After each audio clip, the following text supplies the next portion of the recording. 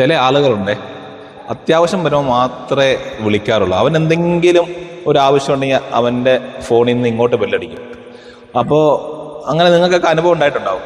വളരെ അവൻ എന്തെങ്കിലും അത്യാവശ്യമോ ചിലപ്പോൾ പൈസ ആയിരിക്കും, അല്ലെങ്കിൽ വേറെ എന്തെങ്കിലും ഒരു സഹായം കിട്ടേണ്ട സമയത്ത് മാത്രം വിളിക്കുന്ന ചില ആളുകളുണ്ട്. അങ്ങനെ ആവാൻ പാടില്ല. നമ്മളെപ്പോഴും ആ നല്ല ബന്ധങ്ങൾ നിലനിർത്തിക്കൊണ്ടിരിക്കണം. നമ്മൾ എല്ലാവർക്കും വേണ്ടിയും പ്രാർത്ഥിക്കുക, എല്ലാവരെയും സ്നേഹിക്കുക.